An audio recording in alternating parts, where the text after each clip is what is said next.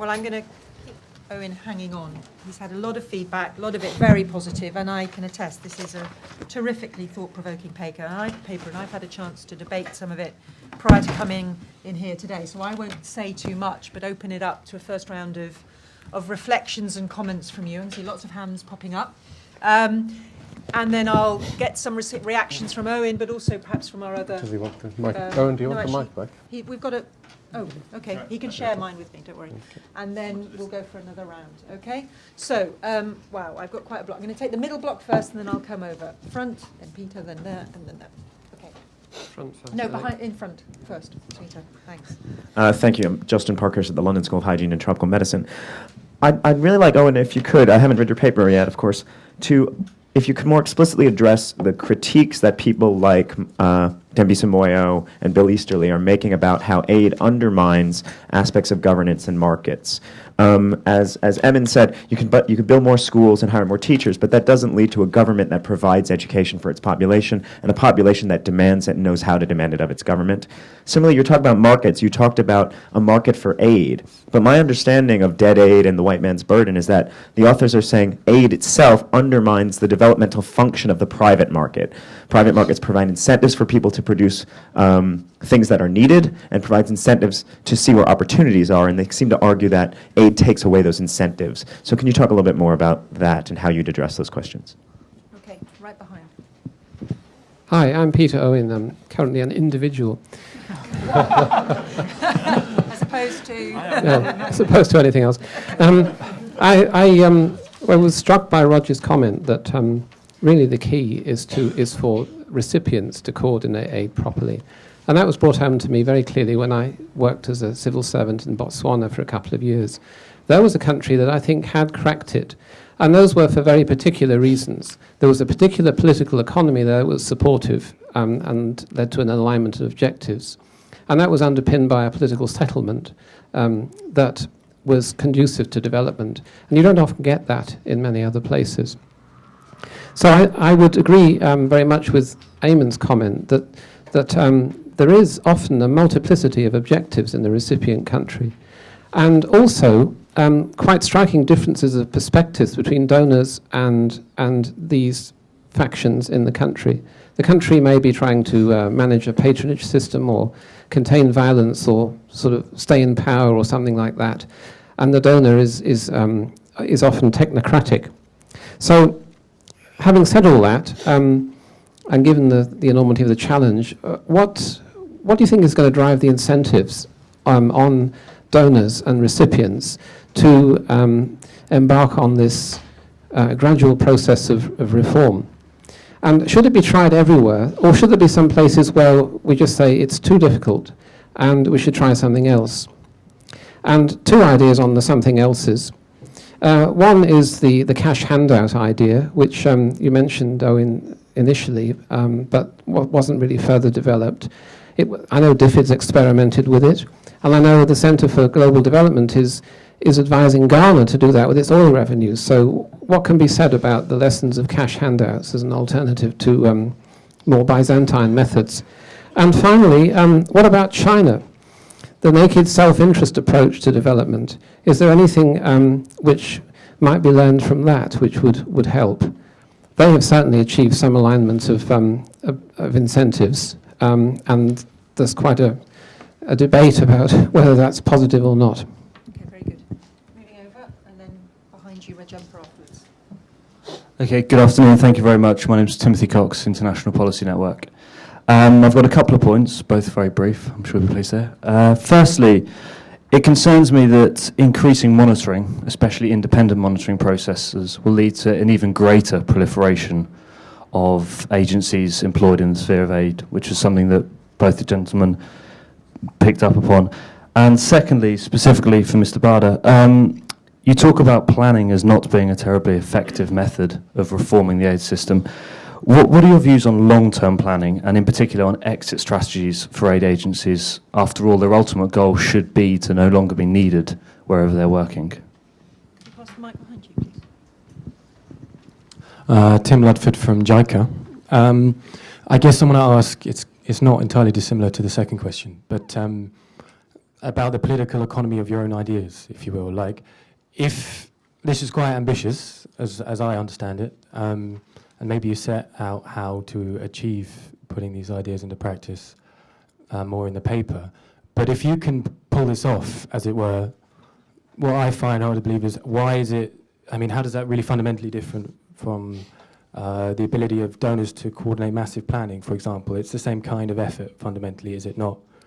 And as an offshoot of that, I guess I would ask if you could situate what you're saying more, I guess touching again on what Eamon said, within the context of Accra and Paris, and that whole effort, what you think has been achieved by that process, and how you see what you're saying within that, and the politics of that. Okay, very good.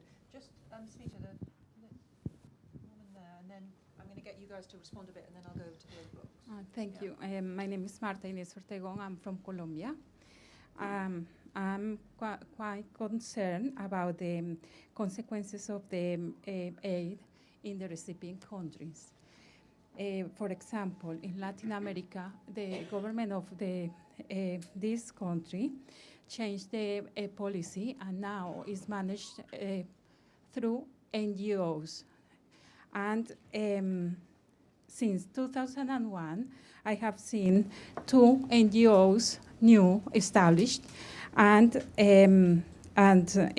without any analysis of the consequences of the aid that they are providing.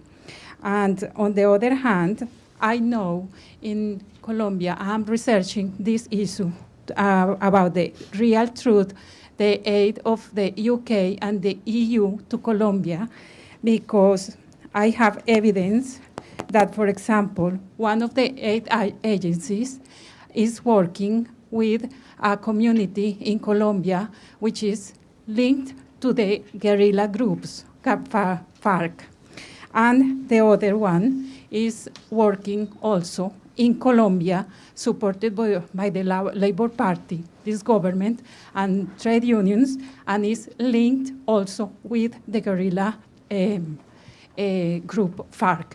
It's not the NGO link directly, it's the aid recipients.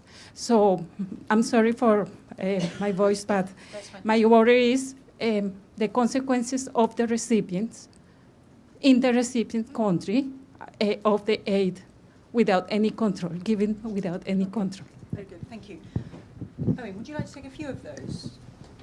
Yes, I'm not going to be able to deal with all of those in the time, so I'm not going to try to. Let me make, I think, 4 points. One is about Paris and Accra. A couple of issues that come up there. I'm strongly in favour of both the Paris and Accra objectives. They seem to be identifying a set of challenges that we need to solve. The question I have in my mind is whether we're going the right way about solving them. And this comes back to the question of whether it's just wishful thinking. To make an announcement that you are going to align your policies with donor government, with recipient governments, for example.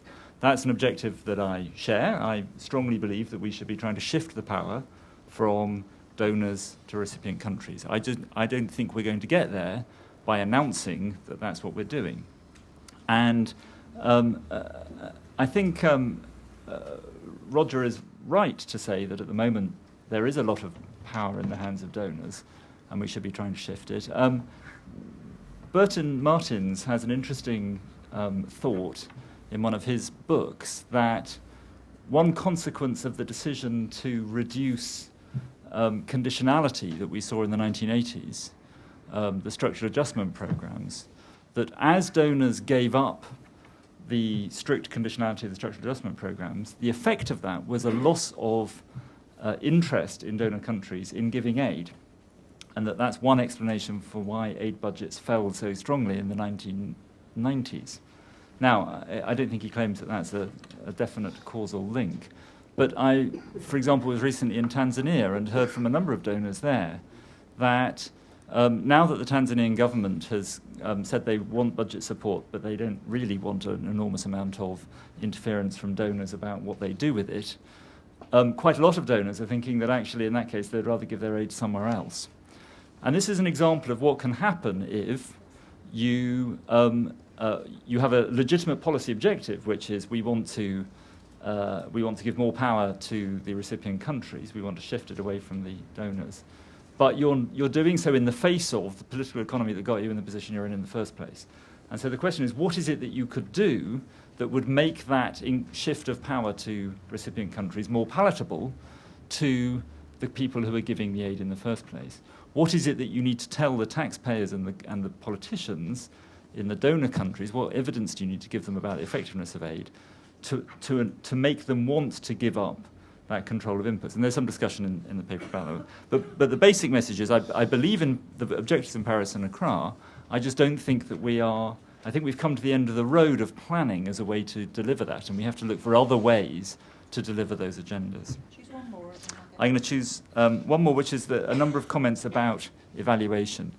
I think the way we do evaluation at the moment is very much a second best. I think the idea of sending consultants from rich countries to go and analyse what they think happened on a particular project or programme in poor countries is what you do when you can't do the first best thing, which is to find out what the beneficiaries really think about it.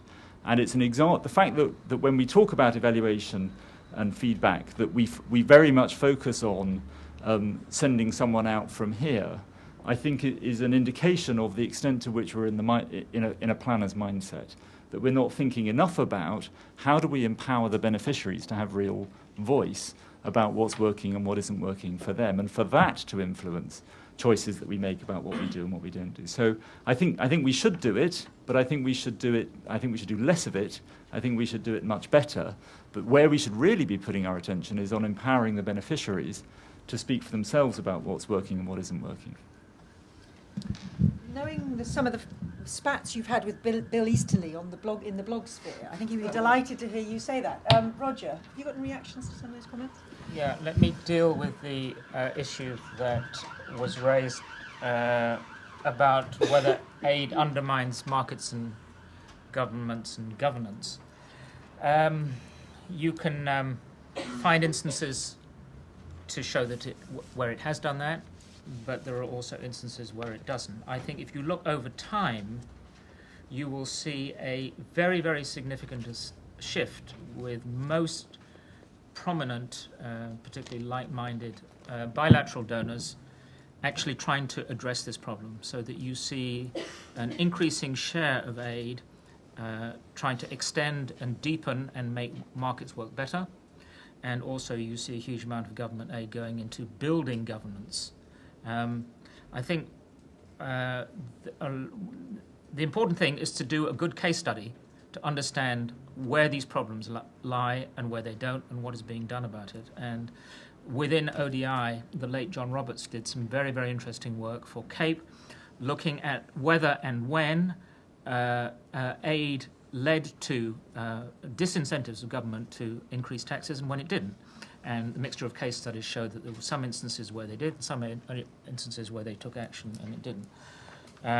I think the blanket view that aid undermines markets and governments it would have been relevant 20 years ago, but I think that as a generalization is no longer the case.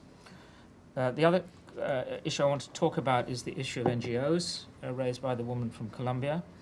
There's been a huge proliferation of NGOs across the world in a number of countries. In some countries, India being an example that is often cited, you get a high proportion of NGOs that are just briefcase NGOs that are not really rooted in people, but that is not the case always in India, and there's some very fine NGOs in India. The issue generally is, the challenge is to open up space for civil society organizations to operate, because historically we've seen a closing down of space. One of the risks of doing that is precisely the issue that you raised, is that you get a whole range of civil society organizations, some of which are aligned to political groupings more closely, more overtly than others. What I would say is that I think there is evidence to show that sometimes bilateral agencies don't understand sufficient about the dynamics of civil society in countries where they have budgets and they're giving funds to civil society, and that is something to reflect on. Okay, very good. I'm going to open it up again, if you don't mind, Amy, for some more questions. Over in this book now. Yes, please. Woman there and there. Hi, I'm Yasmin Hardy with HLSP. You opened with a slide on missionaries, and in the context of that, and also with all the discussion about the power balance, and talking about the fact that information is power and the broken feedback loop, you talked about the fact that we needed to get more information from the beneficiaries. Eamon talked about the fact that we need a summary of your paper to be able to share it with the partner governments, etc. And there's a theme of information and a risk of paternalism where we explain things. We need to explain what we're doing on aid reform to the recipients of aid. So my question is, in that broken feedback loop, is there a role for establishing feedback to the recipients or strengthening feedback to the recipients on what we're doing on aid reform for papers like this, and strengthening the capacity in those partner countries for them to be able to have sophisticated analysis of the aid architecture within their country and push back and equalize that power to some extent? Okay. Can I just quickly do that?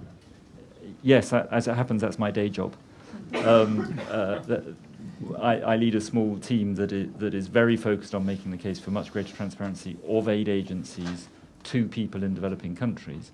And we actually run capacity building workshops in developing countries to help them understand the aid system and see how they can get information and statistics about what is happening in their country so they can use that to hold their governments and donors to account. So I absolutely agree with you, and thank you for giving me a chance to advertise the work of development initiatives. Thank you. There's one more over there, and then we have one online, which I'm going to get somebody to read out in a minute.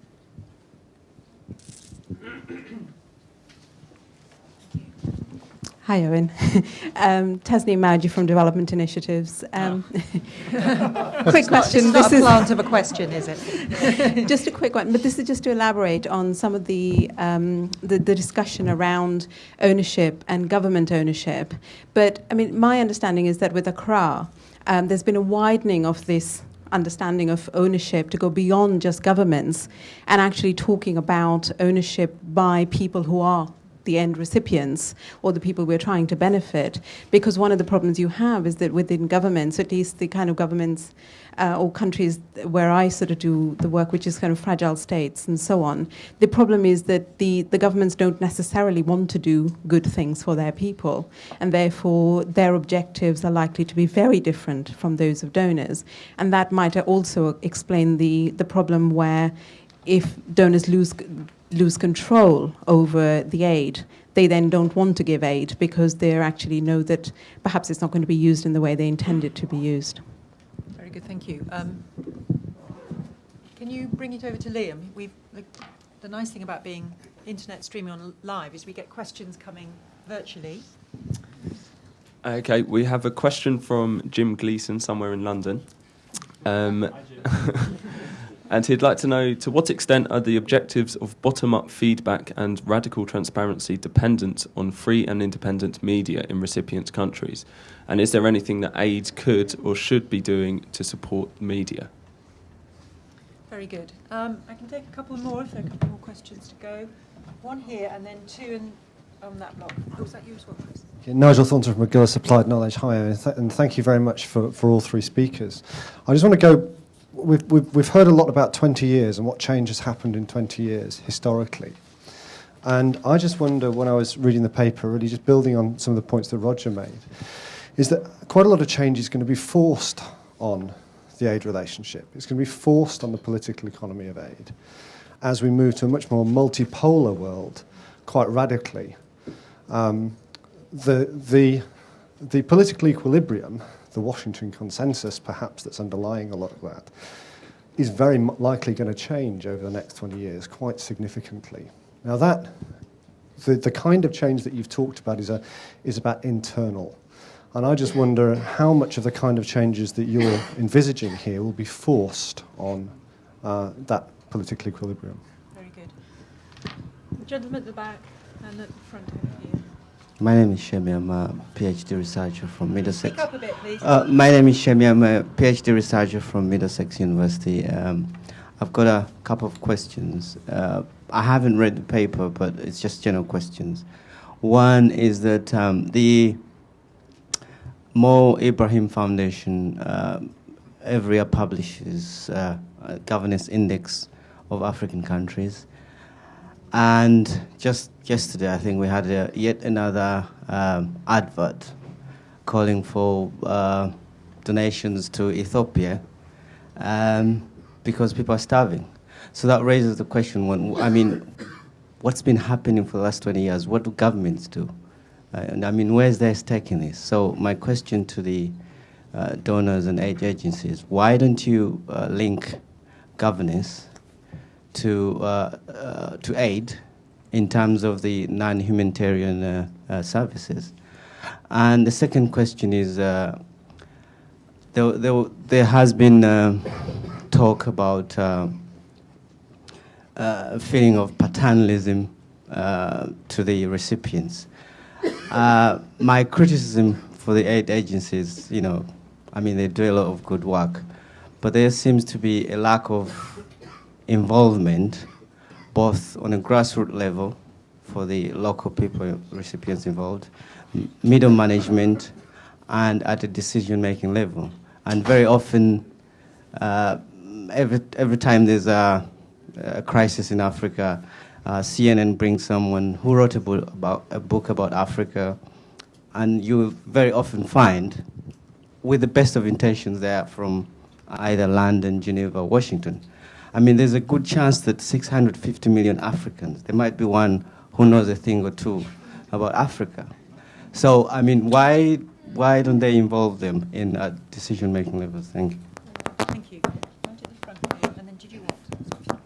I'm Hayat Kobayashi from University College London. My question is on evaluations. I'm very much like the idea of empowering recipient countries to undertake independent evaluations, but I have a feeling that by doing so, we may end up facing another set of political economy challenges, because the evaluations, no matter how independent it is still a political process in terms of who is going to evaluate and how and what. So my impression is that the political economy challenges in recipient countries may be even harder to address than those in donor countries. Okay, very good.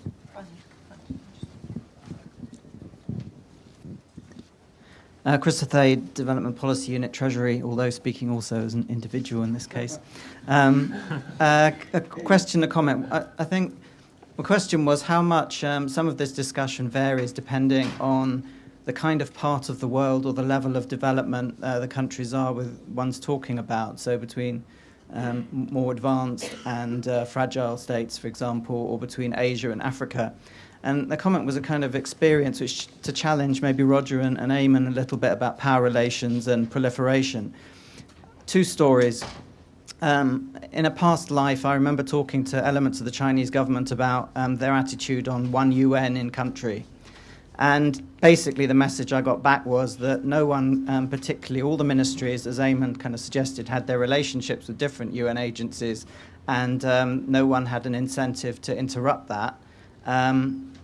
But that had nothing whatsoever to do with anyone's view of predictability of aid, which in China's case was a pretty minor part of the budget. The other story I heard was that apparently, so I was told, the Vietnam government once went to the Chinese and they said, look, we've got all these donors here, and they keep going on about budget support, and our concern about budget support is that the donors talk about poverty reduction, and we think, we worry that all this talk about poverty reduction means ignoring economic growth, which is our priority. And the Chinese said, essentially, you should take the money and decide what you want to do with it anyway. So perhaps I'm not sure that the relationship you talk about, where in the UK in particular there's a big focus on Africa, there's a danger of maybe of a generalisation there. Perhaps you could comment. Just next to you, very short, please, because we're running out of time.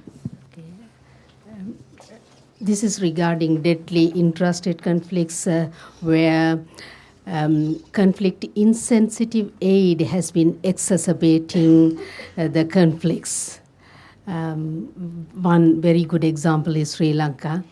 Do you think that there is a gap between research evidence and the policymakers? And another thing, is there a lack of systems thinking there? Thank you. Thank you very much. Okay, Owen, do you have some responses to any or all of that? Actually, take that one. Yes, again, I'm not going to be able to deal with all this. I think there's one question that is sitting here about where does the competitive pressure come from in the system to make aid better? Can we look to developing country governments to put pressure on the system to make aid better? And then there are some doubts about that because, well, do they really have power in the system to do that? In the case of the most aid-dependent countries, they want to receive aid from as much aid as they can, and that puts them in a difficult position. And sometimes we think that the developing country governments are not representative of the interests. The donors think that the developing country governments are not representative of the interests that they want to serve, that sometimes developing country governments don't really represent the interests of the poor. And we have this bizarre position where the donors see themselves as championing the interests of the poor in developing country governments, and or in developing countries. I would like to see a world in which the pressure for better aid is coming from developing countries. But I think the reality is that we can do some of that, but we also have to accept that some of the pressure for better aid has to come from rich countries, has to come from us as taxpayers, us as civil society, us as think tanks and researchers. And that what we need to do is make the system that we can't entirely rely on the imperfect systems of feedback and accountability in politics in developing countries to do that for us. And a lot of the paper is about shifting the idea of where the incentives for improvement will come from. That isn't to say that I don't want to see empowered poor people in developing countries able to put pressure on the system. And I think we should be exploring, I think giving cash to the poorest is just an excellent way of helping them and giving them real choice and enabling them to choose how those resources are used. And I think for many of the things that we want to do, I think the test ought to be, why isn't it better just to give cash to the poor? Now, there may be some things where it isn't better just to give cash to the poor, but I think the starting point should be, unless there's a jolly good reason, give them the money and let them make a choice. The next question is, why don't we give them vouchers if we don't want to give them cash, and let them decide where they want to get the services from? And again, there may be reasons not to do that, but let's start from the position of empowering the beneficiaries. But where that can't, and there are many things that won't work for, and where it can't work and won't work, then I think we ought to be looking for the competitive pressure to come from us. And that's why I speak about the need for a results focus and more transparency and explicit contracts, so that we are able to drive up the standards of performance as purchasers of these services. Faute de mieux, not because we want to be in that position, but because in many cases there are no alternatives. Just a quick point on the evaluation. I can see from your body language, Alison, you want me to shut up. So I will. My point wasn't that what we should be doing is empowering governments in the South to do better evaluation the way we do evaluation. It's that the idea of doing that top-down evaluation is not the best way to drive up performance in any system. That actually, when you think of how markets work, firms don't improve by sending consultants in to do evaluation. They respond to what the customers are buying and not buying, and and I think we instinctively reach for taking the top-down model and saying, all right, we can't do it in our own countries, we have to. But actually, we shouldn't be looking there at all. We should be looking to giving, what customer choice. Let's start from there. And it's only when that stuff isn't working or can't work, or where we need to bring messages together from that we then start talking about the evaluation. And I don't mean to pick on the idea of southern governments doing evaluation, but generally that we tend to reach for a toolkit that seems to me 20 years out of date, and the rest of public management is moving much more to purchase of provider splits, markets for public services, choice for consumers of public services. And it's striking that has passed the aid industry by almost completely. Now, I know that not all of that has worked, and there are enormous lessons to be learned from what's happened in the UK in the health service and the education service and so on. But some of it has worked, and we should be drawing on that. And my sense is at the moment the aid industry is still very much in a kind of 1970s corporatist planning mindset, and that the teachings of new public management are rather passed us by. Very good. I'm actually going to ask Eamon to maybe make a couple of comments. Yeah, just very briefly. But can I just say before you do, I saw a bristle go through the room when you mentioned the V word, vouchers. Vouchers. So you may get inundated after this. Okay. Well, let me just say something quickly about vouchers. I mean, there are some useful examples of where voucher systems can work. The Mozambique droughts of 2004-2005, rather than us providing inputs and seeds and tools directly, we helped set up markets, fairs, so working with the local communities, and we provided vouchers through the FAO where people could decide which inputs they wanted to buy, and that worked extremely well. I think the danger is that we forget that in many of the countries we work in Africa particularly, we're dealing with an absolute gap, for example, in education, where there aren't enough classes, there aren't enough teachers, there's not enough money to buy books, and that is not actually susceptible to a voucher solution. There's an absolute gap that needs more public expenditure. So I think we just need to bear that in mind. Just one more point, Alison, if I may. The idea of linking aid to governance is a very difficult one. We do try to get a balance. Again, I'm speaking purely personally. We do try to get a balance. We don't always get it right. I think we do have to recognise, which not perhaps all of our partners necessarily do all the time, that if you take a country that's recently come out of conflict, for example, you cannot micromanage Sweden out of that country in 10 or 15 years. Your democracy has to develop in an organic way.